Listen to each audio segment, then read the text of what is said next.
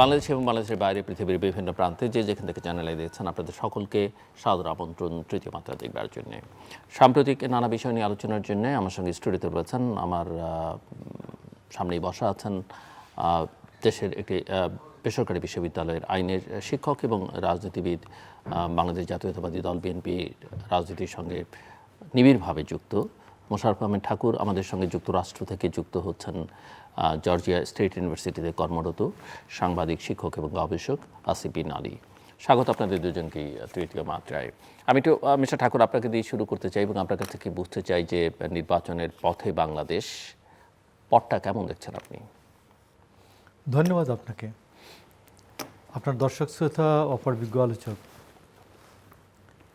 দেখুন, আমি আপনাকে এই কয়েকদিনের মধ্যে আমরা এটা প্রতিধ্বনি করেছি বিভিন্ন জায়গায় যে আজ থেকে 9 মাস বা 1 বছর আগে আমরা মনে করতাম যে ডেমোক্রেটিক ট্রান্সফরমেশনের জন্য বা গণতন্ত্রের উত্তরণের জন্য একটা নির্বাচন দরকার, একটা জেনুইন নির্বাচন দরকার। কিন্তু এখন বাংলাদেশের যে অবস্থাটা, এখানে নিদেন পক্ষে 3টা গভর্নমেন্ট আছে। একটা হচ্ছে ডক্টর ইউনূসের দৃশ্যমান সরকার, আরেকটা হচ্ছে আমাদের অদৃশ্যমান সরকার দেবপ্রিয় ভট্টাচার্যের মতে, আরেকটা হচ্ছে জুরজার মুল্লুকতার বা মবের সরকার। এই যে 3টা সরকার থেকে আমরা অন্তত মুক্তি পাওয়ার জন্য, আমরা একটা সরকারের অধীনে শাসিত হওয়ার জন্য আমরা এইটা এখন চাই একটা নির্বাচন, এবং নির্বাচনটা যেমন করেই আসার মাত্রাটা এখন এইভাবে নেমেছে। তো সেই ক্ষেত্রে আমি আপনাকে বলছি যে এই কতদিনে যে কতগুলো যে একটা নতুন 2-1 দিনের মধ্যে এই পরিবর্তনটা বা একটা নতুন মাত্রা লক্ষ্য করে যাচ্ছে। সেটা হচ্ছে ঢাকা বিশ্ববিদ্যালয়ে একটা অনুষ্ঠানে ডাকসুর একজন ছাত্রনেতা জিজ্ঞেস করছে, তুমি কে আমি কে? ছাত্ররা বলছে ইউরেনিয়াম ইউরেনিয়াম, বলছে আপোষ না সংগ্রাম, বলছে ইউরেনিয়াম ইউরেনিয়াম। এটার পটভূমিটা হয়তো আপনি দেশের বাইরে থেকে বুঝবেন কি না আমি বলছি যে সেটা হচ্ছে যে আমাদের অন্য আরেকজন, উনি এই ছাত্রনেতা মোসাদ্দেক, তিনি বলেছেন যে কুলাউড়ার পাহাড়ের নিচে যে পরিমাণ ইউরেনিয়াম আছে, এই পরিমাণ ইউরেনিয়াম দিয়ে ভারতকে ধ্বংস করে দেওয়া যাবে। তো এই জন্য ছাত্ররা এখন স্যাটায়ার করে তারা বলছে যে ইউরেনিয়াম ইউরেনিয়াম। তো আপনি দেখুন যে এই সময়ের মধ্যে আরও কতগুলো দেশকে বিপদের দিকে ঠেলে দেওয়ার মতো যে ঘটনাটা, সেটা হচ্ছে যে আমাদের এনসিপির নেতা হাসনাত বলেছেন যে বিচ্ছিন্নতাবাদীদেরকে আশ্রয় দেব, প্রয়োজনে ভারতের 7 রাজ্যকে আমরা বিচ্ছিন্ন করে দেব। তো আমার কথাটা হচ্ছে যে যখন ছাত্রনেতা ছিলেন তারা, এরা ঠিক আছে না হয় বললেন, কিন্তু যখন এরা জননেতায় পরিণত হন, পার্লামেন্টে যেতে চান, নির্বাচনে অংশগ্রহণ করছেন, ঠিক তখন যখন কথা বলেন তখন 2টা রাষ্ট্রের মধ্যে আনুষ্ঠানিক সম্পর্কে অনেক সমস্যা হয়, জনগণের মধ্যে ভুল বুঝাবুঝির সৃষ্টি হয়, উত্তেজনার সৃষ্টি হয়। তো এই জন্য আমি বলছি যে এই যে সামগ্রিক যে অবস্থাটা, এই অবস্থাটা মিলিয়ে যে ডক্টর ইউনূস কি করতে চান, ডক্টর ইউনূসের শাখা প্রশাখা যে কোন দিকে কিভাবে কাজ করছে, আমি এই জন্য, এবং জামাত কিভাবে কাজ করছে, ডক্টর ইউনূসের সাথে সংযুক্ত এরা, এবং এই জামাত ইতিমধ্যে বলেছে তারা কোনো ভারসাম্যহীন 2008-এর মতো কোনো নির্বাচন তারা অ্যাকসেপ্ট করবে না। আমি আপনাকে বলি যে ভারসাম্যহীন আর ভারসাম্য, এই 2টা বিষয়ের মধ্যে একটা হচ্ছে যে রাষ্ট্র ক্ষমতা নিয়ে যদি কেউ কারো বিরুদ্ধে ঝাঁপিয়ে না পড়ে, তাহলে খুব বড় যে আপত্তি ছিল আমাদের 8-এ, 14 এবং 18-তে, খুব কি আপত্তি ছিল? আমরা চেয়েছি যে তুমি রাষ্ট্র ক্ষমতা নিয়ে ঝাঁপিয়ে পড়বা না, তুমি আসো, পুলিশ ছাড়া, আর্মি ছাড়া, বিডিআর ছাড়া আসো, নির্বাচন করো। সে তো তা করে নাই। তো সে দিনের বুট রাতে করে ফেলছে। আমাদের আপত্তিটা এইটুকুনি ছিল। তো এই জন্য আমি আপনি বলছি যে এখন জামাত তো কোন দিকে খেলছে, কার আশ্রয়ে প্রশ্রয়ে খেলছে, এটা নিশ্চয়ই প্রকাশ হয়ে যাবে, প্রকাশ্য হবে। তো এখন এই অবস্থার মধ্যে আপনি যেটা বলছেন যে নির্বাচন কোন দিকে যাচ্ছে, এর মধ্যে আমি আপনাকে বলি যে ডেমোক্রেটিক ট্রান্সফরমেশনের জন্য আর্মির যে সদিচ্ছা, এইটাও একটা বড় ব্যাপার কিন্তু। আর্মির সদিচ্ছা আমাদের যে সে আর্মি না, শুধু সশস্ত্র বাহিনী নিয়ে সদিচ্ছা একটা বড় ব্যাপার। তো আর এর মধ্যে আবার ডক্টর ইউনূস তার অনবোর্ড করতে পারেন নাই আর্মিকে, মানে আর্মি মানে আমি সশস্ত্র বাহিনীকে, আর্মড ফোর্সেস, সামরিক বাহিনীকে। তো সেই জন্য আমি আপনাকে বলছি যে এইখানে যে একটা বিশৃঙ্খল পরিস্থিতি বিদ্যমান, এটা আমাদের কাছে আদৌ কাম্য না।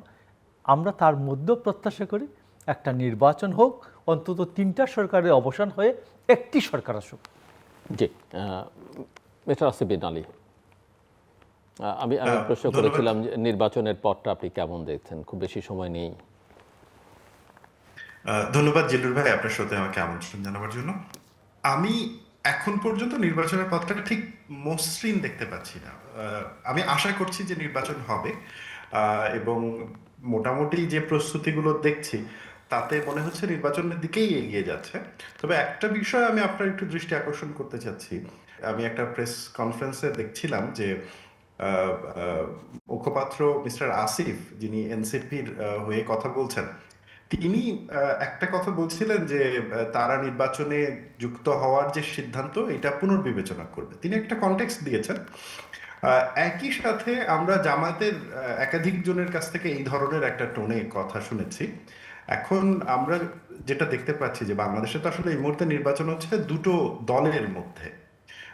বাংলাদেশের বৃহত্তর দল 3টা, জামায়াত ইসলামী, আওয়ামী লীগ এবং বিএনপি, এবং এর মধ্যে আওয়ামী লীগকে নির্বাচনে অংশগ্রহণ করতে দেওয়া হচ্ছে না। আপনি জাতীয় পার্টিকে, যেহেতু জামাতকে সঙ্গে ধরেছেন, জাতীয় পার্টিকে বিবেচনা করতে পারেন আমি মনে করি।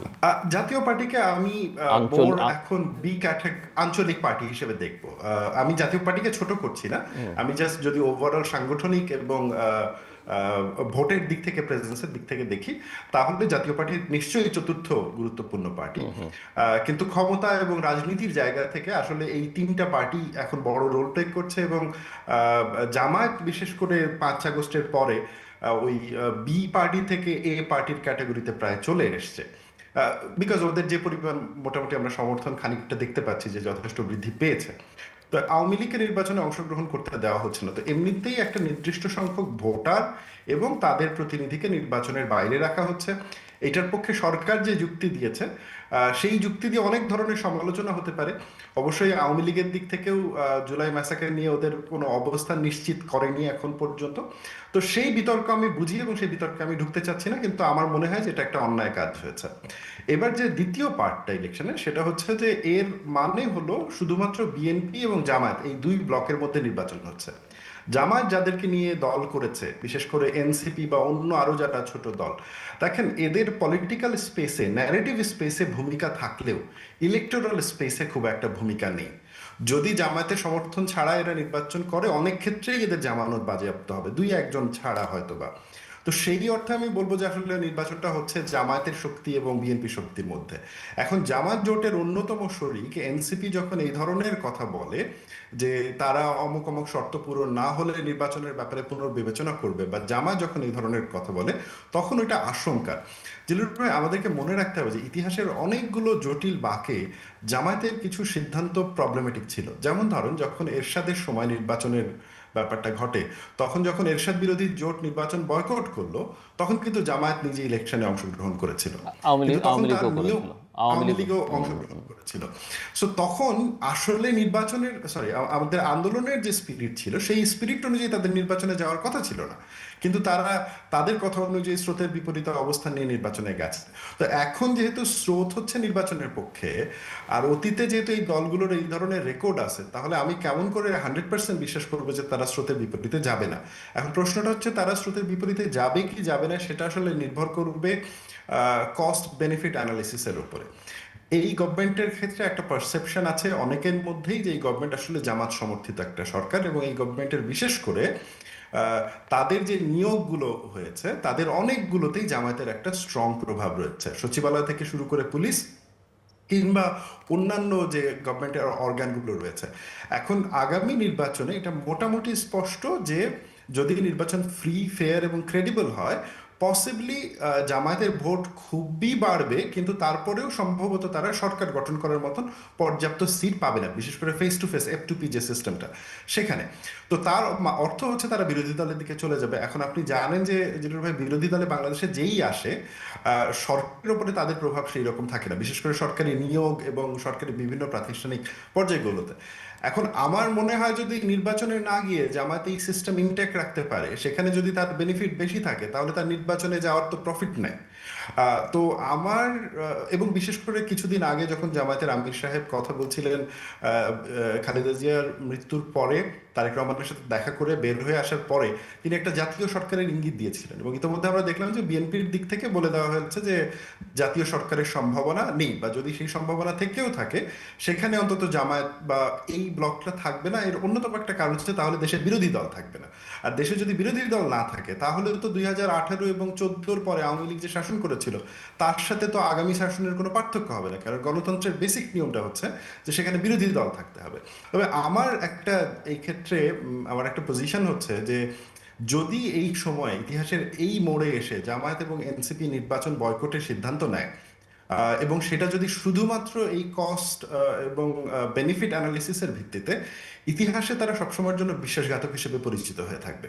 কারণ বাংলাদেশ এই মুহূর্তে একটা ট্রানজিশনের মধ্য দিয়ে যাচ্ছে। 5 আগস্টের পর থেকে শুরু করে এখন পর্যন্ত যে বিশেষ করে এই ইনস্ট্যাবিলিটিটা তো শুরু হলো জুলাই আগস্ট থেকেই, এবং সেই সময়কার ম্যাসাকার পরবর্তী সময় বিচারহীনতা, মব, সহিংসতা, বিভিন্ন মানে ধর্মীয় সংখ্যালঘুদের উপর আক্রমণ, সবগুলো মিলায় দেশে যে অস্থিরতা বিরাজ করছে, এই অস্থিরতা থেকে উত্তরণের একমাত্র উপায় হচ্ছে একটা নির্বাচনের মাধ্যমে ডেমোক্রেটিক সরকারের হাতে ক্ষমতা যাওয়া। এখন এটা যদি না যায়, তার মানে দেশের এই অস্থিরতাটা আরো প্রলং করবে। আপনি জিলুর ভাই জানেন যে ইতোমধ্যে যে অস্ত্রগুলো লুটপাট হয়ে গেছিল তার মধ্যে অন্তত 25% অস্ত্র কিন্তু উদ্ধার হয়নি। আমরা ডিসেম্বরের 28 তারিখে দেখলাম একটা মাদ্রাসায় একটা বোমা বিস্ফোরণ ঘটেছে, এবং সেখানে একটা খুবই মানে বিশাল অ্যামাউন্টের বিস্ফোরক দ্রব্য উদ্ধার করা হয়েছে। তো এই যে সাইনগুলো, এগুলো কোনোটাই কিন্তু ভালো লক্ষণ না। এবং এই অবস্থায় আমরা যদি একটা ডেমোক্রেটিক্যালি ইলেক্টেড গভর্নমেন্ট খুব জলদি টেক ওভার না করে, তাহলে এই গভর্নমেন্টের যে অবস্থা সেটা মানে অনেক ক্ষেত্রেই যমুনাতে সীমাবদ্ধ হয়ে আছে এই শাসন। তো এই যমুনাতে সীমাবদ্ধ শাসন বাংলাদেশের মতন এত বড় একটা অর্থনীতিতে, বাংলাদেশের মতন এত বড় একটা জনসংখ্যার দেশে কিভাবে শান্তি ফেরত আনবে, আমি সেই ব্যাপারে খুব একটা নিশ্চিত নই। তো এই ক্ষেত্রে আমাদের দেখার বিষয় রাজনীতিবিদদের কি ধরনের আচরণ করে। মিস্টার ঠাকুর, যমুনায় আবদ্ধ হয়ে থাকা একটা সরকারের পক্ষে বা সরকার নিরপেক্ষ কিনা সেটা নিয়েও প্রশ্ন আছে। তারা কি কতখানি একটা নির্বাচন ভালো না হোক মোটা দাগে একটা কোনো রকম নির্বাচন করতে পারার সামর্থ্য আছে কিনা? মানুষের মধ্যে নিরাপত্তাহীনতা নিয়ে উদ্বেগ আছে। আপনারা দুজনেই মব উচ্চারণ করেছেন, মব শব্দটি, কিন্তু সরকারের লোকজন এখনও মব বলতে রাজি না, এবং মব বললে তারা একটু উত্তেজিত হয়ে যান কেউ যদি মব বলেন। ওইদিকে এই যে পোস্টাল ব্যালট নিয়ে যাওয়া হলো, ভোটার রিলোকেশনের একটা অভিযোগও অনেকে আনছেন যে জামাত এগুলো খুব কৌশলে করেছে, এবং কিছু কিছু অভিযোগ বিএনপিও পাল্টা অভিযোগ করছে, জামাত এনসিপি তো করছেই। এই পরিস্থিতিতে আসলে আপনি মনে করেন কিনা যে আদৌ একটা কোনো রকম নির্বাচন তারা করতে পারবে আসলে শেষ পর্যন্ত? না, অনেকে যেটা খুব ঠাট্টা করে বলেন যে এতগুলি অযোগ্য লোকের সম্মিলন ঘটলো কিভাবে এই সরকারের মধ্যে। তো আমরা তো এর অনেক আগে থেকেই বলছিলাম যে ডক্টর ইউনূসের শুধুমাত্র জানাশোনা চেনা জানা মানুষ, এটা কোনো যোগ্যতার মাপকাঠি হতে পারে না। তো এটাই যোগ্যতার মাপকাঠি হচ্ছে উনি চালালেন প্রায় 1.5 বছর। এবং আপনি দেখুন যে পোস্টাল ব্যালটের যে বিষয়টা, পোস্টাল ব্যালটের বিষয়টা তো যে জামাতের নেতাদের বাসায় শত শত পোস্টাল ব্যালট যাবে কেন, এটা কিভাবে? প্রথম কথা হচ্ছে যে এই পোস্টাল ব্যালটের দায়িত্বে কে ছিলেন নির্বাচন কমিশনের, এটা তো প্রশ্ন করা উচিত যে এই দায়িত্বটা কার ছিল, তিনি কিভাবে পাঠালেন। এটা নিয়ে আমি তো মনে করি যথেষ্ট আলোচনা হওয়া উচিত যে যেন তেন করে নির্বাচনে গেলে যে এইটা তো যে কোনো একবারে অপ্রত্যাশিত কোনো ঘটনা ঘটতে পারে। এটা তো প্রত্যাশার বাইরে যে পোস্টাল ব্যালটগুলি আপনি এই সমস্ত মার্কা দিয়ে পোস্টাল ব্যালট ছাপবে কেন? পোস্টাল ব্যালট এক একটি আসনের জন্য মার্কা বরাদ্দের পরে তো হবে ব্যালট, তো তারা পোস্টাল ব্যালটের জন্য সমস্ত মার্কা দিচ্ছেন কেন? সমস্ত মার্কা দিয়ে ব্যালট ছাপবেন কেন? এটা তো প্রত্যেকের আলাদা আলাদা রেজিস্ট্রেশন যখন করছে, সে তো নিশ্চয়ই আলাদা রেজিস্ট্রেশন করছে যে আমি উমুক আসনে উমুক কেন্দ্রের জন্য রেজিস্ট্রেশন করলাম। তো এইটা এতগুলি শত শত মার্কা দিয়ে এইটা রেজিস্ট্রেশন করবেন কেন, ব্যালট ছাপবেন কেন? This is the question. BNP যদিও এটা নিয়ে খুব হইচই করছে না, আমি মনে করি 15 লক্ষ ব্যালট রীতিমতো পুরো নির্বাচনের চিত্র চেঞ্জ করে দিতে পারে, পুরো নির্বাচনের চিত্রই চেঞ্জ করে দিতে পারে। আপনি মনে করে দেখুন যে 91 সালে আওয়ামী লীগের সাথে বিএনপির পপুলার ভোটের ডিফারেন্স ছিল 0.8%, জাস্ট 0.8%, বাট সিটের সংখ্যা হলো 140 আর কত। তো এই জন্য আমি আপনাকে বলছি যে এইটা আমাকে অনেকে বলছেন যে আপনারা তো বিএনপি তো নির্বাচনের প্রিপারেশন থেকে সরকার গঠনের প্রিপারেশন নিয়ে অনেক বেশি ব্যস্ত। আওয়ামী লীগের মতো 1991 সালে বিএনপি সরকার গঠন নিয়ে অনেক ব্যস্ত, সরকার গঠনের প্ল্যান প্রোগ্রাম নিয়ে অনেক বেশি ব্যস্ত, এটা অনেকে সতর্ক করছেন। তো এখন আমি একজন ক্ষুদ্র কর্মী, তো এই আমার কাছে এটা বললে তো এটা পৌঁছবে না ওই পর্যন্ত। তো আমি এই জন্য আপনার এখানে বললাম যদি পৌঁছে আর কি, যে আমাকে অনেকেই বলেন যে আপনারা নির্বাচনী বৈতরণী পার হবেন কীভাবে, নির্বাচনকে সুষ্ঠু হবে, জেনুইন হবে, এইসব আলোচনায় আপনারা নাই, আপনারা আছেন সরকার গঠন নিয়ে। সরকার গঠন পরে করলেও হবে। তো এখন আপনাকে দেখুন যে এই জন্য আমি আপনাকে বলছি যে জনগণের নির্বাচনে অংশগ্রহণের যে শক্তি, জেনুইন যে বিষয়টা, এইটাকে এনশিওর করার জন্য বিএনপিকে অনেক বেশি সচেতনভাবে কাজ করতে হবে। প্ল্যানটা এইখানেও দিতে হবে যে এই নির্বাচনটা কেউ জেনুইন হবে, নির্বাচনটা কিভাবে একেবারেই যেন ঝামেলা ছাড়া নির্বাচনটা হয়, এইটা একটা বড় বিষয়। আরেকটা বিষয় হচ্ছে সম্প্রতি জিয়াউর রহমানের জন্মবার্ষিকী গেল, এই জন্মবার্ষিকীতে আমি একটা নতুন আমাকে একটা শব্দ জাগিয়ে তুলছে বারবার, সেটা হচ্ছে জনগণের শক্তিকে জাগিয়ে তোলা, জনগণের সাহসকে জাগিয়ে তোলা, এবং জনগণের যে কর্মক্ষমতা আছে এটা জনগণের মধ্যে জানান দেওয়া। এইটা যদি হয় আমি মনে করি আমরা যে নির্বাচন নিয়ে যে ঝামেলাটা আছে এটা অনেক ক্ষেত্রে আমরা অনেকটা সমাধানের দিকে যেতে পারব। আসিফ, আমরা যে বিষয় নিয়ে আলোচনা করছিলাম যে ইলেকশন কমিশন বা সরকারও আসলে কতখানি, আপনি ল অ্যান্ড অর্ডার সিচুয়েশন, পুলিশকে তো এখন পর্যন্ত আসলে সেই অর্থে মোটিভেট করা যায়নি। আপনি অস্ত্র উদ্ধারের কথা বললেন, এখন আবার প্রার্থীদের গানম্যান দেওয়া হচ্ছে বা অস্ত্রের লাইসেন্স দেওয়া হচ্ছে, এবং সরকার আসলে এখন যতটা না জাতীয় সংসদ নির্বাচন নিয়ে ব্যস্ত বা সেটাকে ভালো করবার বা ভোটারদের প্রার্থীদের নিরাপত্তা, তার চেয়ে অনেক বেশি ব্যস্ত গণভোটের ক্যাম্পেইন নিয়ে, হায়ের পক্ষে একটা ক্যাম্পেইন। এবং এই যে পোস্টাল ব্যালটের প্রশ্ন, অভিযোগ আছে যে বিভিন্ন এক অঞ্চলের ভোটারকে জামাত আরেক অঞ্চলে নিয়ে গেছে ট্রান্সফার করে, এবং সেটাও ভোটের ইকুয়েশন আসলে অনেকখানি বদলে দিতে পারে বলে অনেকে মনে করছেন। জিলুর ভাই, আমরা যদি জামাতের রাজনীতি খুব কাছের থেকে দেখি, জামাতের রাজনীতি ক্যাডার ভিত্তিক রাজনীতি, এটা কোনো পপুলার মানে ভোটার সমর্থক ভিত্তিক রাজনীতি না। না, কিন্তু আসিফ সেই জায়গাতেও তারা অনেকেই হয়তো যারা একটু ইতিবাচকভাবে দেখতে লজিক ছাড়া পছন্দ করেন, তারা হয়তো বলবেন যে বিশ্ববিদ্যালয়ের নির্বাচন জাতীয় নির্বাচনে কোনো প্রভাব ফেলবে না, অতীতে ফেলেনি 70-এর দশকে বা 80-র দশকে। কিন্তু বাস্তবতা হচ্ছে যে একটার পর একটা পাবলিক ইউনিভার্সিটিতে তারা তো জিতে চলেছেন, এবং একচেটিয়াভাবে জিতে চলেছেন, এবং তরুণ ভোটারের সংখ্যা বাংলাদেশে এখন ইতিহাসে বোধহয় সবচেয়ে বেশি। তো সেটা তো আপনি, এবং এই তরুণরা প্রাইভেট নয় পাবলিক ইউনিভার্সিটিতে পড়ে, এবং তাদের সঙ্গে তাদের পরিবারগুলোর সংযোগের কথাও তো ভাবতে হবে। বিশ্ববিদ্যালয় স্পেসের রাজনীতির সেই আলাপটা একেবারে ভিন্ন। বিশ্ববিদ্যালয় স্পেসের রাজনীতিতে গত 5-7 বছর আমরা একটা ফিনোমেনা দেখছি, সেটা হচ্ছে যে মেইন স্ট্রিম পার্টির প্রতি এক ধরনের অনীহা, অন্যদিকে জামাত মেইন স্ট্রিম পার্টি হিসেবে থাকে না, Awami League BNP main stream party হিসেবে থেকেছে, জামাত ওয়াজ মোর অফ আ না, কিন্তু সহযোগী হিসেবে থেকেছে। আসিফ, তরুণদের যদি তাদের পরিবারের উপরে প্রভাব নাও থাকে বা পরিবারের প্রভাব যদি তাদের উপরে নাও থাকে, এই তরুণরা তো জাতীয় সংসদ নির্বাচনে ভোট দেবে, কারণ বিশ্ববিদ্যালয়ে যারা পড়ে তারা তো সবাই ভোটার, 18 ঊর্ধ্ব হওয়ার কথা, বা ধরলাম সবাই না হলো অধিকাংশই। আমি মোটেও এরকমটা মনে করছি না যে এই বাকি আপনি মনে করছেন যে বিশ্ববিদ্যালয়গুলোর বিশ্ববিদ্যালয় শিবিরকে ভোট দিয়েছে, জাতীয় সংসদ নির্বাচনে গিয়ে বিএনপিকে ভোট দেবে সে, এমনটা মনে করছেন?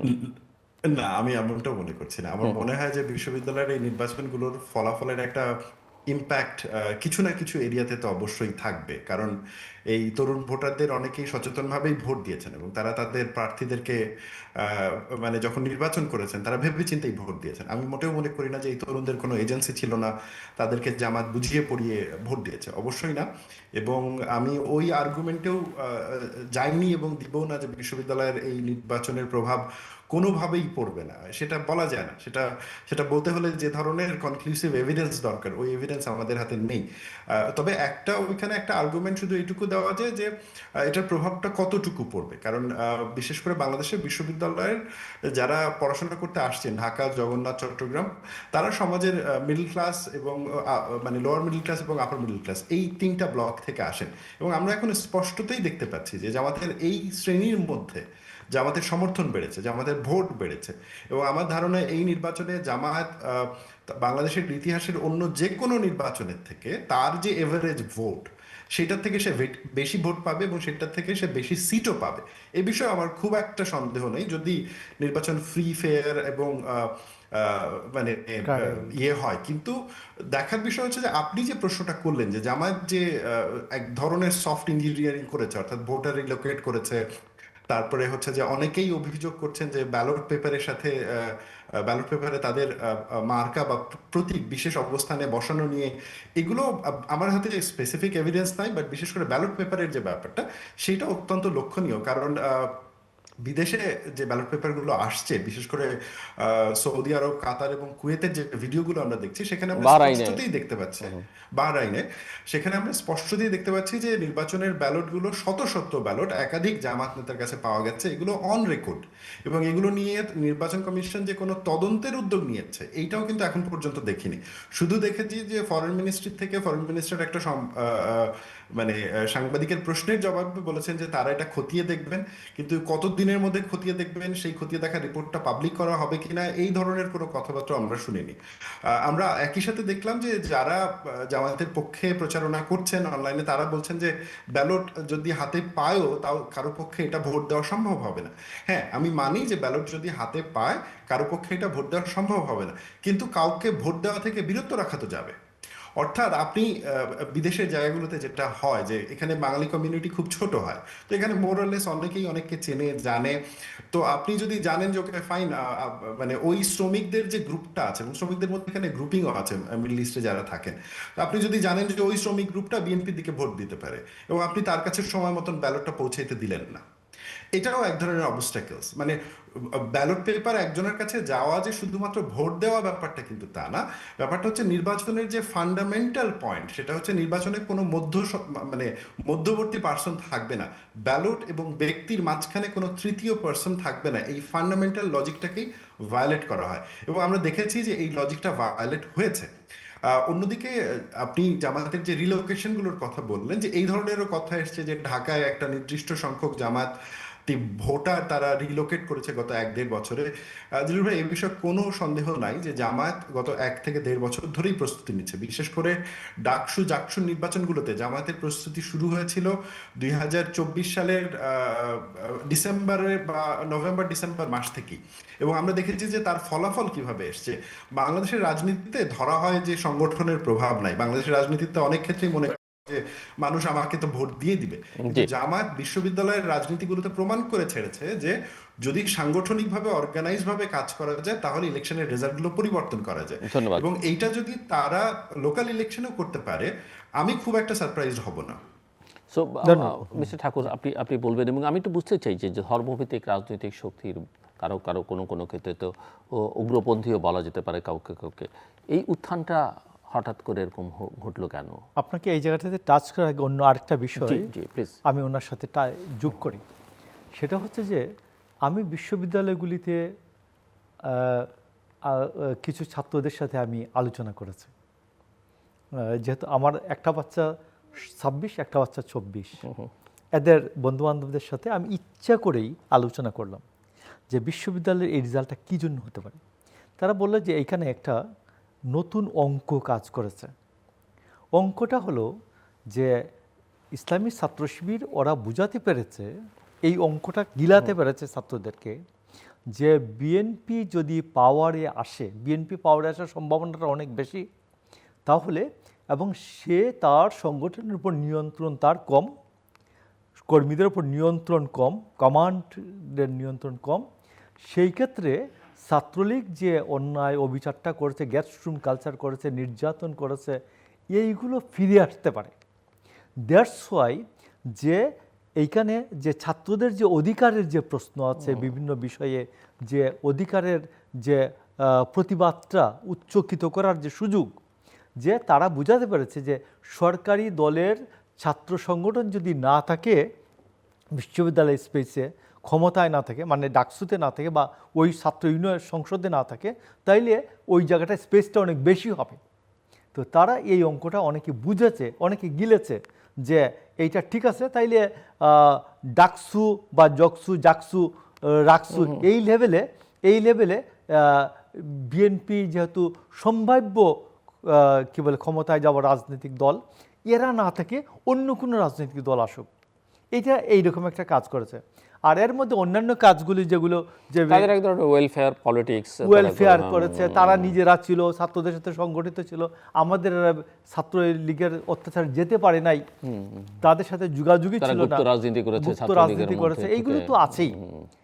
এইগুলি তো সবগুলি আলোচিত যে বিষয়গুলি, আমি আলোচিত বিষয়ের বাইরে আরেকটা নতুন অঙ্ক দিলাম আর কি, যে এই অঙ্কটা আমাকে অনেকে বলেছে যে এইটা কিন্তু ডাকসুতে যারা শিবিরকে ভোট দিচ্ছে, শিবিরকে যে শিবিরের সংগঠন জামাতকেই যে জাতীয় পর্যায়ে ভোট দেবে তা না, কিন্তু এইটা একটা অঙ্ক। আমি ম্যাথমেটিক্স বললাম। এখন আপনার যে পরের প্রশ্নটা, ধর্মভিত্তিক রাজনীতির উত্থান, ধর্মভিত্তিক রাজনীতিতে আমি আপনাকে বলছি যে রিয়েলি এটা আশঙ্কাজনক, অত্যন্ত আশঙ্কাজনক।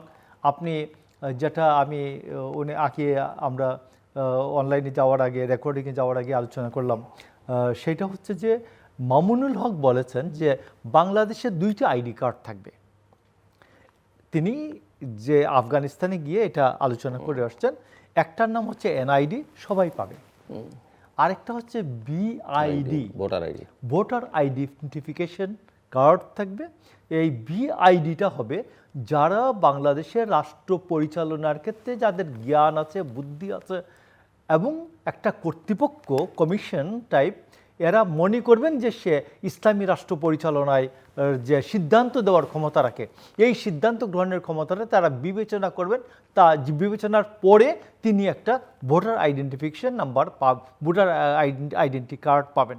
তো এই যে বিষয়টা, আমার যে এক ব্যক্তি এক ভোট অর্জনের যে দীর্ঘ সংগ্রামের ইতিহাস, ধরুন একেবারে ভিজুয়াল ইতিহাসটা হচ্ছে 47 থেকে 70 পর্যন্ত, 1937 থেকে 1970 পর্যন্ত, এই যে দীর্ঘ সংগ্রামের ইতিহাস, যে আপনি নিশ্চয়ই একবার চমৎকৃত হবেন যে 1937 সালে যে ভারত শাসন আইন 1935-এর অধীনে যে নির্বাচনটা হয়, সেই নির্বাচনে ছিল যাদের চৌকিদারি ট্যাক্স, ইউনিয়ন পরিষদের ট্যাক্স 6 আনা কমপক্ষে, তারা ভোট দিতে পেরেছিলেন, অন্যরা ভোট দিতে পারে নাই। মানে জমি জমা আছে, এই প্রশ্নেই হচ্ছে ভোটটা হবে, তিনি নাগরিক কিনা, তিনি দেশের জনগণ কিনা, এইটা প্রশ্নটা ছিল না। তো এই ক্ষেত্রে আমাদের সংগ্রামটা, আমরা কি ভূতের মতো পেছনে হেঁটে যাব কিনা, এইটা একটা প্রশ্ন। অন্যান্য যে বিষয়টা আছে, আপনি দেখবেন যে ইসলামী আন্দোলনের যে নায়েবে আমির, সিনিয়র নায়েবে আমির, তিনি এই খালেদ মহিউদ্দিনের সাথে আলোচনা করেছিলেন যে সারা পৃথিবীতে ইসলামী একটা রাষ্ট্রের নাম বলেন, কেমন কার কাছাকাছি হতে পারে। তিনি বলেছেন আফগানিস্তান।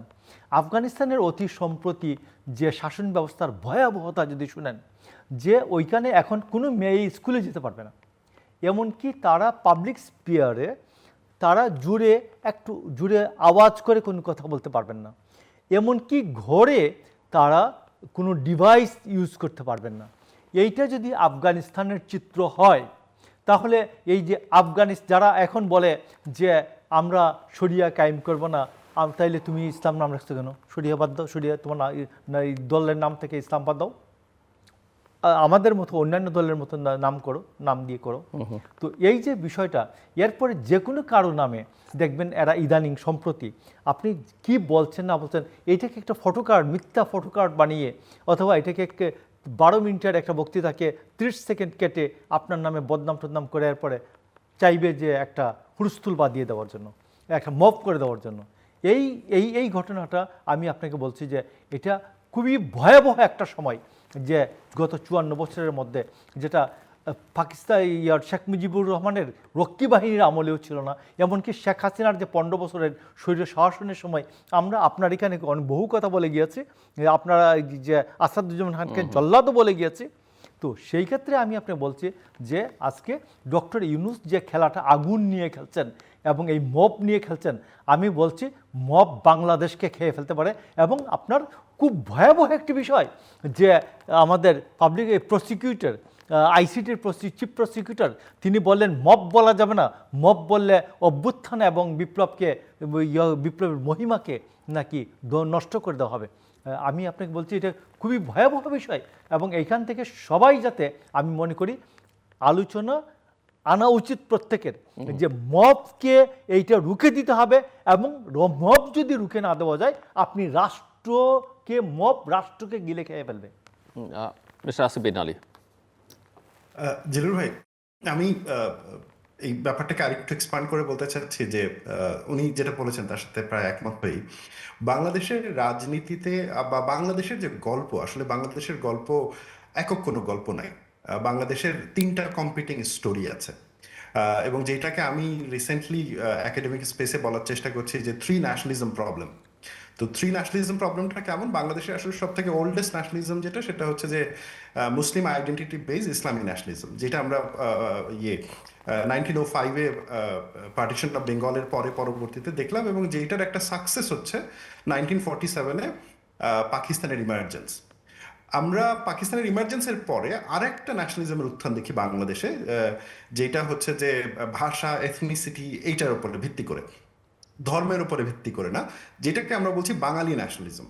এবং এই বাঙালি জাতীয়তাবাদের একটা সাকসেস স্টোরি হচ্ছে 1971, অর্থাৎ 47-এ যে বাঙালি নেতারা, হোসেন শহীদ সোহরাওয়ার্দী থেকে শুরু করে শেখ মুজিব, তারা যে ন্যাশনালিজমের উপরে ভিত্তি করে পাকিস্তান চাইছিল, ওইটাকেই আবার তারা ডিনাউন্স করে 71-এ বাঙালি ন্যাশনালিজমের উপরে ভিত্তি করে হচ্ছে যে বাংলাদেশ বানালো। এবং ওই 71-এ এই ইসলামিক ন্যাশনালিজম যেটা, সেটা ব্যাকসিটে চলে যায়, কারণ ইসলামিক ন্যাশনালিজমের তখন যারা ধারক এবং বাহক ছিল, মুসলিম লীগ এবং জামায়াত ইসলামী, তারা যুদ্ধে পরাজিত হয়। 71-এর পরে কেউ হয়তো বা ভাবে নাই যে বাংলাদেশে ইসলামী ন্যাশনালিজমের এই ধরনের পুনরুত্থান ঘটবে। 75-এ বঙ্গবন্ধুকে সপরিবারে হত্যা করার পরে আমরা যে জিনিসটা দেখলাম, সেটা হচ্ছে যে জিয়াউর রহমান যখন ক্ষমতায় আসলেন, তিনি একটা এই বাঙালি ন্যাশনালিজমটাকে আরেকটু এভলিউশনের ধারায় নিয়ে গিয়ে বাংলাদেশি ন্যাশনালিজম ইন্ট্রোডিউস করলেন। এবং সেইটার একটা প্রেক্ষিত ছিল, আপনি জানেন যে 1960s এবং 70s হচ্ছে যে সিভিল রাইটস মুভমেন্টের সময়, আপনি জানেন যে ওই সময় ফেমিনিস্ট আন্দোলনের সেকেন্ড ওয়েভ চলছে, এবং ওই সময় গোটা বিশ্বজুড়েই একটা আলাপ আলোচনা চলছে যে নাগরিকত্বর মূল ভিত্তি এটা হবে না যে আপনার ধর্ম কি, ভাষা কি, বা আপনার জাত কি। আপনার নাগরিকত্বের মূল ভিত্তি হবে টেরিটরি, এবং সেই টেরিটরিতে জন্মগ্রহণ করা প্রত্যেকটা মানুষ। So that is more territorial Bangladeshi nationalism. যদিও পরবর্তীতে বিএনপির যারা বুদ্ধিজীবীরা, তারা এই টেরিটোরিয়াল ন্যাশনালিজমকে যতটুকু মানে সেইভাবে ফার্দার ডেভেলপ করার প্রজেক্টে যান নাই, কিন্তু প্রাইমারি গোলটা ছিল টেরিটোরিয়াল ন্যাশনালিজমের এই ল ভিত্তিক যে ন্যাশনালিজমের কনসেপ্ট।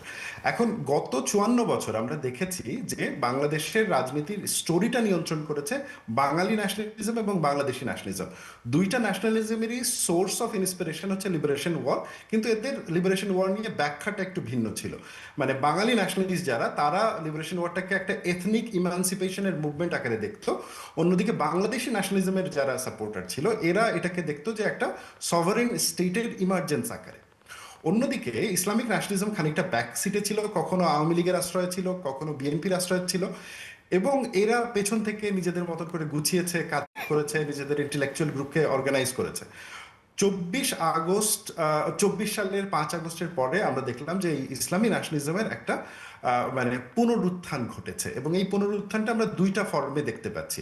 একটা ফর্ম হচ্ছে যে রিলেটিভলি ডেমোক্রেটিক ওয়েতে, যেটা জামায়াত ইসলামী লিড দিচ্ছে, আরেকটা ফর্ম হচ্ছে মোর কনজারভেটিভ ভার্সন, যেটা লিড দিচ্ছে হচ্ছে হিজবুত তাহরির এবং হচ্ছে যে আল কায়দা পন্থী গ্রুপ, তালেবান পন্থী গ্রুপ, এবং এই দুইয়ের মধ্যে কিছু ফান্ডামেন্টাল পার্থক্য আছে, বাট মোর অর লেস ইসলামী ন্যাশনালিজমের এখন এই অবস্থা। এখন দেখেন জিলুর ভাই, এই যে তিনটা ন্যাশনালিজম বাংলাদেশে, এইটা এখন অস্বীকার করার কোনো উপায় নেই। আমি চাইলেই আপনাকে গায়ের জোরে বলতে পারবো না যে বাংলাদেশে ইসলামী ন্যাশনালিজম নাই, এটাকে অস্বীকার করা যায়, এইটা আছে। সমস্যাটা হচ্ছে যদি আমরা তিনটাকেই স্বীকার করে নেই যে এই তিনটা ন্যাশনালিজমই রয়েছে এবং একটাও কাউকে ধ্বংস করতে পারবে না, এবং একটা যে কাউকে ধ্বংস করতে যাওয়া মানে দেশের ইন্টায়ার স্ট্যাবিলিটি ধ্বংস করে ফেলা, তাহলে আমাদের প্রশ্নটা চেঞ্জ করতে হবে যে which nationalism will like control the story, এইটা না বলে আমাদেরকে জিজ্ঞেস করতে হবে how this three nationalism can co exist.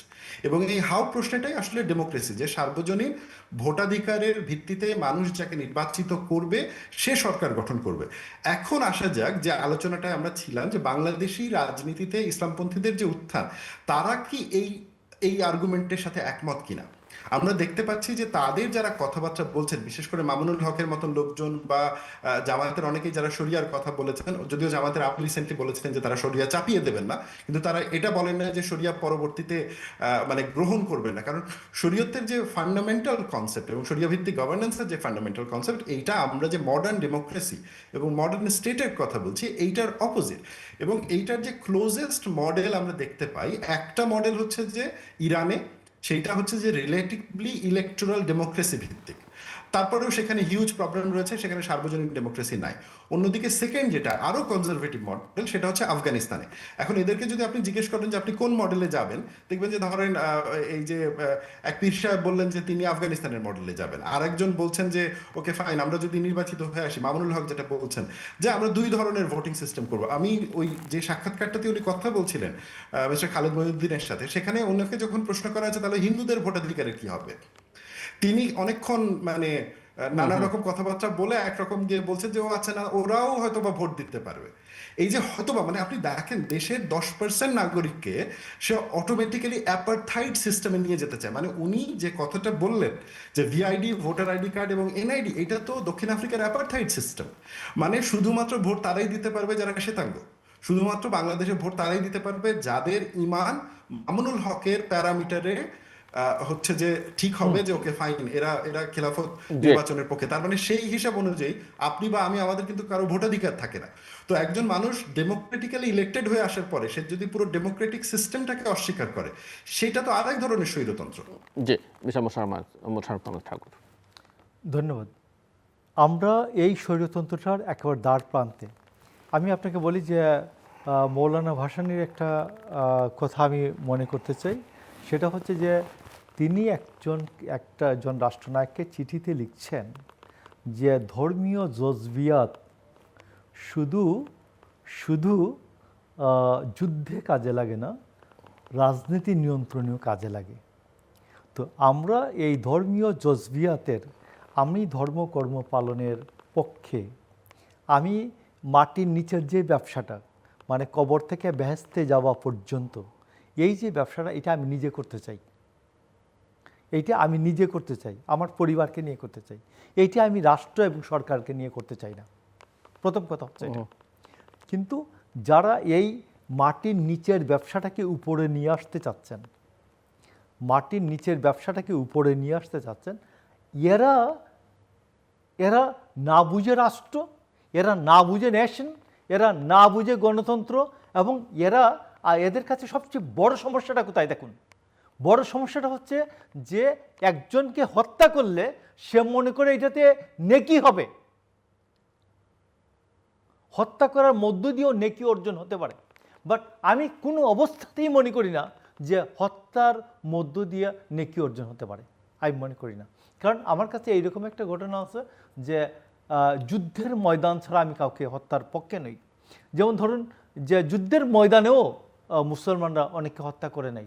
আপনার একটা এইরকম একটা ঘটনা আছে যে হযরত আলী একজন শত্রুকে ধাওয়া করে তার বুকে শোয়ার হয়েছেন, তিনি তার বুকে তলোয়ার বিধিয়ে দিবেন। এই সময় সে থুতু নিক্ষেপ করার কারণে তার গায়ে যখন রাগ আসছে, তিনি বলছেন তাকে আর হত্যা করা যায় না। যে কারণ তার সাথে আমার যে বিষয়টা ছিল, যুদ্ধের বিষয়টা ছিল, ওইখান থেকে আমি পার্সোনাল বিষয়ে চলে আসছি। কিন্তু ওরা যে আলোচনাটা করছে, এবং মানুষের যে রোগ কেটে দেওয়া, এটা কেটে দেওয়া, ওইটা করা, এইগুলোকে তো কোনো ধর্মীয় আমাদের ধর্মীয় রীতিনীতি এবং কোরআন হাদিসের সাথে সম্পর্কিত না তো। এই যে আপনার যে মব সৃষ্টি করা, এটা কোথাওই কোনো ধর্মের কোনোভাবেই কেউ সাপোর্ট করে না, কিন্তু তারা করছেন তো। তো এই জন্য আমি আপনাকে বলছি, এবং মবটা দুই ধরনের মব, একটা হচ্ছে ফিজিক্যাল মব আর একটা হচ্ছে ইয়াতে মব, এই যে আপনার ইন্টারনেটে মব।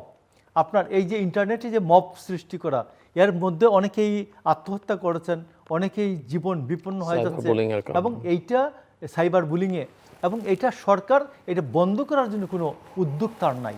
আমি এই জন্য মনে করি যে মব যেমন ফিজিক্যাল মব যেমন বন্ধ করতে হবে, তেমনি সাইবার বুলিং, সাইবার ক্ষেত্রে যে ইন্টারনেটের ক্ষেত্রে যে মব আছে, এইটাও এই তাণ্ডবও বন্ধ করতে হবে। সো আমরা একটু আলোচনাটা যদি শেষ করে আনতে চাই, আপনাদের দুজনকে যদি আমি 3-4 মিনিট করে সময় দিই, আসিফ আপনি কীভাবে করবেন ক্লোজিং রিমার্কস হিসেবে? 3 to 4 মিনিটস আপনার জন্য।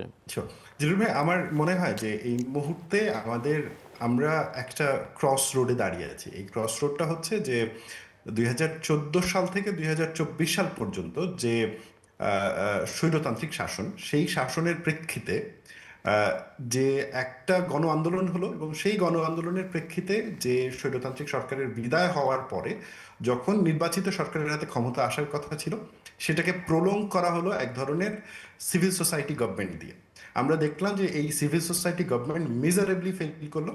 এই সিভিল সোসাইটি গভর্নমেন্টের যিনি হেড ছিলেন ডক্টর মোহাম্মদ ইউনূস, তিনি তার জায়গা থেকে অনেক ক্ষেত্রেই তিনি চেষ্টা করেছেন, কিন্তু যতটুকু মোটিভেট করতে সফল হয়েছেন, কিন্তু এক্সিকিউশনে তিনি ততটুকুই ব্যর্থ হয়েছেন। আমরা দেখতে পেয়েছি তার আন্ডারে যারা ক্যাবিনেটে ছিলেন, তাদের অনেকের চোখের সামনে ঢাকা শহরে কি বলবো যে প্রথম আলো, ডেইলি স্টারের মতন পত্রিকাগুলোকে পুড়িয়ে দেওয়া হয়েছে। কালচারাল সংগঠন ছায়ানট, উদীপ্তি পরপর 2 দিন অ্যাটাক করা হয়েছে। আমরা দেখতে পেয়েছি কিভাবে বিশ্ববিদ্যালয়গুলোতে মব হয়েছে। আমরা দেখতে পেয়েছি কিভাবে বিশ্ববিদ্যালয়গুলোর শিক্ষকদেরকে, এবং সেই শিক্ষকদের রাজনৈতিক পরিচয় ছিল, আমি এটা অস্বীকার করছি না, কিন্তু রাজনৈতিক পরিচয় থাকা অর্থ এই না যে কারো কোনো ছাত্রের অধিকার আছে একজন শিক্ষকের ঘাড় ধরে তাকে ধরে নিয়ে আসা, তাকে আটকে রাখা। এবং এই যে অস্থিরতাটা আমরা দেখতে পেয়েছি এই সোসাইটিতেই, হিন্দু হোক মুসলমান হোক, মানে যদি কাউকে সে মনে করছে একটা গ্রুপ ধর্মের অবমাননা করেছে, তাকে পিটিয়ে মেরে ফেলে কোনো লাশ পুড়ায় ফেলা হচ্ছে, কোনো লাশ ঝুলিয়ে রাখা হয়েছে। আমরা দেখতে পেয়েছি যে কবর থেকে পর্যন্ত লাশ তুলে সেটাকে পুড়িয়ে ফেলা হয়েছে, এবং সেটা নিয়ে উল্লাস করা হয়েছে, এবং এগুলো মাজারগুলোকে ভাঙা হয়েছে। এবং এগুলো যে চোখের আড়ালে ঘটেছে ব্যাপারটা তা না, এগুলোর অধিকাংশেরই যারাই কাজগুলো করেছে তারা নিজেরাই ভিডিও ধারণ করেছে। এই ভিডিওগুলো তারা সোশ্যাল মিডিয়াতে পোস্ট করেছে, এবং সেই ভিডিওগুলো শত শত মানুষ শেয়ার করেছে, দেখেছে। এই ধরনের লাইভ এভিডেন্স থাকার পরেও আমরা সরকারের দিক থেকে উদ্যোগ দেখিনি যে ল অ্যান্ড অর্ডারটাকে স্ট্রং হ্যান্ডে হ্যান্ডেল করার জন্য। আমরা দেখিনি যে দুর্বলের নিরাপত্তা দেওয়ার জন্য। আমরা দেখেছি যে সবলকে তুস্তি করা হয়েছে। আমরা দেখেছি যে মবের মতন ঘটনাগুলোকে জাস্টিফাই করা হয়েছে এইগুলো বলে, যেগুলো প্রেশার গ্রুপ, এগুলো মানুষের ক্ষোভের বহিঃপ্রকাশ, এই ধরনের কথা বলে। বাস্তবতা হচ্ছে যে জিল্লুর ভাই, ইট ক্লিয়ারলি শোজ যে বর্তমানে যে government, civil society based government, তারা, আমি মানছি, তারা একটা কঠিন সময়ের মধ্যে এসেছিল, এবং তাদের মূল দায়িত্বটা ছিল হচ্ছে যে একটা ট্রানজিশন গভর্নমেন্ট আকারে কাজ করে ডেমোক্রেটিক গভর্নমেন্টের হাতে ক্ষমতা হস্তান্তর করা। তারা বাংলাদেশকে নিয়ে এক্সপেরিমেন্ট করতে গেছে, এবং সেই এক্সপেরিমেন্ট মিজারেবলি ফেল করেছে। এবং এই মুহূর্তে আমার মনে হয় যে বাংলাদেশের সকল নাগরিকের একটাই প্রত্যাশা, সেটা হচ্ছে যে তারা নির্বাচন দিক, এরা সম্মানিত মানুষ, তারা সসম্মানে তাদের নিজেদের কাজে ফেরত যাক, এবং রাজনীতিবিদদের হাতে দেশ ছেড়ে দিক। আমি জানি যে বাংলাদেশের রাজনীতিবিদরা খুব ভালো কেউ না, এবং তাদের যথেষ্ট দুর্নীতি, চুরি, চামারি, লম্পটির অভিযোগ রয়েছে, কিন্তু তারপরেও রাজনৈতিক government is better than any military government এবং এনি সিভিল সোসাইটি গভর্নমেন্ট। আমি নিজে সিভিল সোসাইটিকে রিপ্রেজেন্ট করি, এবং আমি নিজে সিভিল সোসাইটির প্রতি অত্যন্ত শ্রদ্ধাশীল, কিন্তু আমি এটাও মানি যে আমি গভর্নমেন্ট রান করার জন্য ট্রেন্ড না, আমি রাজনীতি করার জন্য ট্রেন্ড না। আমার কাজ একাডেমিয়াতে থাকা, আমার কাজ একাডেমিক কাজে এঙ্গেজমেন্ট হওয়া। সো আমি যেটা বলে সামারাইজ করতে চাই জিলুর ভাই, সেটা হচ্ছে যে বাংলাদেশে ওয়ান্স অ্যান্ড ফর অল আমাদেরকে একটা কনক্লুশনে আসতে হবে যে সিভিল সোসাইটি সরকারকে জবাবদিহিতার কাজ করবে, সিভিল সোসাইটি সরকার পতনের কাজে যুক্ত হবে না বা সরকারের গভর্নেন্সের কাজে যুক্ত হবে না। এবং আমরা এখন এই সিভিল সোসাইটির যে মেম্বারদেরকে দেখলাম যে রাষ্ট্রের ভেতরে ঢুকে রাষ্ট্রকে নিয়ে মানে নানা এক্সপেরিমেন্ট করতে, এবং তাদের মধ্যে অনেকেই আবার রাষ্ট্রকে তালিবানাইজ করতেও চেয়েছেন, মনে করেছেন যে এইটা করেই হয়তো বা বাংলাদেশকে ভারতের আগ্রাসন থেকে রক্ষা করা যাবে। আমাদের তারা যখন ওই ক্ষমতা থেকে বাইরে আসবেন তাদেরকেও প্রশ্ন করতে হবে যে সিভিল সোসাইটির এই ধরনের ডুবিয়াস রোল নন অ্যাকসেপ্টেবল। তারা ওভার দ্য টাইম বলবেন যে রাষ্ট্র হচ্ছে যে ইভিল সংগঠন, রাষ্ট্রের বিরোধিতা করতে হবে, কিন্তু তারাই আবার সেই রাষ্ট্রের ক্ষমতায় যাবেন এবং এই ইভিলের পার্ট হবেন, তা তো হতে পারে না। আমার পজিশন খুব সিম্পল, আমাদের রাষ্ট্রটা বিল্ড করতে হবে। গত 54 বছরে যতটুকুই আমরা আগাইছি, অ্যাটলিস্ট একটা বড় কোনো গৃহযুদ্ধ তো হয় নাই, অনেক কিছু পিছিয়ে পড়া ছিল, বাট তারপরেও খানিকটা যতটুকুই প্রোগ্রেস ঘটেছে তার উপরে ভিত্তি করে ডেমোক্রেটিক গভর্নমেন্টের হাতে, পলিটিক্যাল লিডারশিপের হাতে ক্ষমতা ছেড়ে দিতে হবে। দ্যাটস ইট ভাই। জি মিস্টার ঠাকুর। ধন্যবাদ।